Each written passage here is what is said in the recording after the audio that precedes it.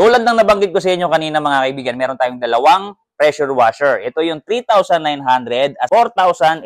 So, testingin natin tong 4,800. Shoutout sa iyo, Rizal Salvila from Negros Occidental. Ito yung ating pressure hose na 5 meters. Meron din tayong gun na po pwedeng mahaba, pwedeng maikli.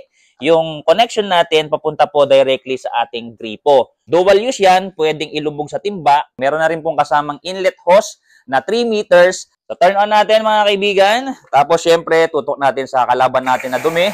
Ayan, may matulis at malapad na spray. Yung lakas ng pressure nito mga kaibigan is 100 bar or 1,450 PSI mga kaibigan. Kaya po, napakalakas. Yung wattage po nito is 1,600 watts at yung kayang ilabas na tubig nito per minute is 6.5 liters per minute. At kung mapapansin niyo, hindi siya masyadong maingay compared po dun sa mga usual nating pressure washer. Shoutout sa iyo, Ma'am Melin Rivera from Pangasinan. Ayan, umorder din po siya ng pressure washer at yung ating pinagmamalaki na car shampoo Max Refill. Ayan, testingin po natin to. Turn on.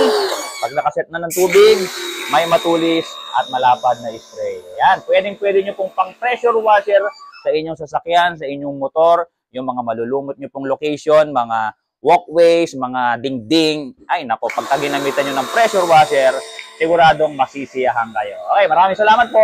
Yung sabon natin, kung gusto nyo magdagdag, 170 pesos lang to mga kaibigan na. So, free shipping na rin yan kapag may kasamang pressure washer, syempre. Shoutout kay Peter James Alforque from Negros Oriental. Ito yung pressure washer po.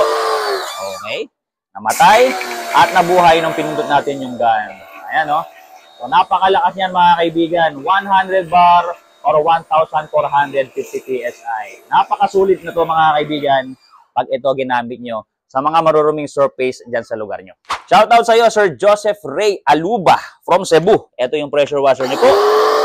Ayan. So, pag dito kayo umorder, meron tayong 7 days replacement and 3 months warranty. Kaya wala kayong katalo-talo kung dito kayo order. At lahat ng mga pressure washer natin, tinitesting natin. So, kung mapapansin niyo itong pressure washer, saka yung welding machine, tinesting natin yan. At wala tayong na-encounter na problem until now. Shoutout sa iyo, Sir Mandy Motos from San Miguel, Manila. Ito yung pressure washer nyo po. Turn on natin.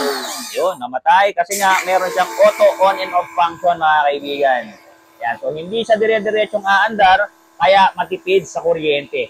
Yung tubig na kayang ilabas nito is 6.5 liters lang per minute. Kaya, matipid din sa tubig. So, maraming salamat po. Last but not the least natin dito sa batch na to ay shoutout kay Mark Neil Andres from Tarlac. Ito yung pressure washer nyo po.